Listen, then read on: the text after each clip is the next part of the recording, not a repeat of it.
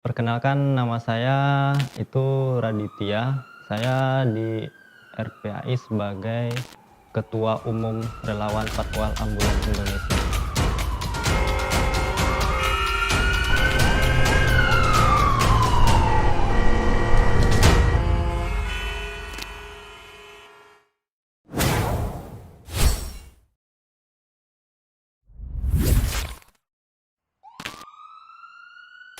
RPAI itu adalah Relawan Patwal Ambulan Indonesia. Jadi kita bertugas sebagai pengawalan. Kita melakukan pengawalan terhadap satu objek, yaitu ambulan itu sendiri. Pertama itu terbentuknya itu di Kota Medan,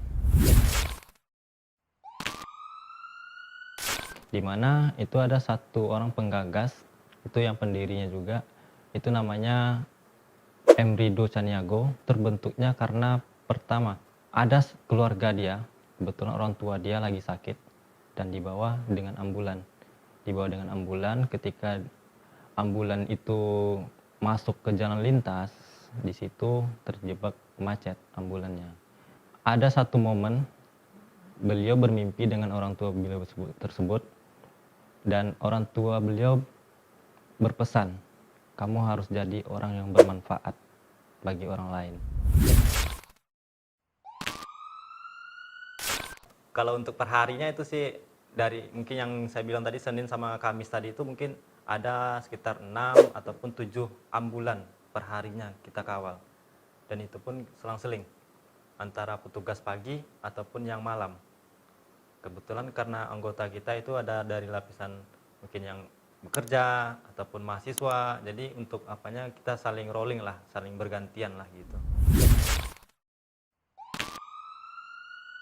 Untuk komunikasi kita dengan driver ambulan itu melalui grup WA kita. Itu setiap kali kita pengawalan, ketika kita masih belum kenal dengan driver ambulan, kita itu bakal minta kontak beliau. Jadi ketika beliau akan masuk, yang akan datang gitu kan, masuk pekan baru lagi, itu mereka bisa kontak kita. Wah, kita butuh pengawalan nih karena jam macet. Biasanya tuh kan jam macet tuh biasanya tuh kan sore tuh. Sore ataupun kadang malam minggu pun itu bisa dibilang macet. Untuk pasien sendiri kita sih ada 3 kode ya. Pertama itu kode merah.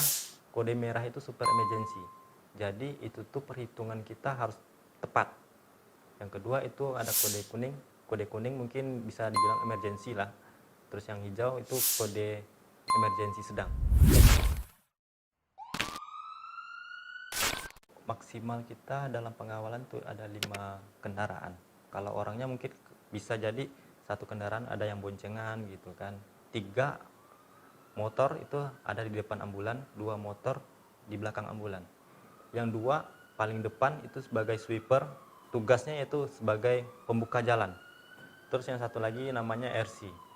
RC ini tugasnya di mana posisi yang kosong. Terus yang 2 di belakang, kadang ketika ambulan lewat, ada pengendara lain memanfaatkan situasi itu, dia ngikutin ambulan. Nah, fungsi 2 di belakang itu menghentikan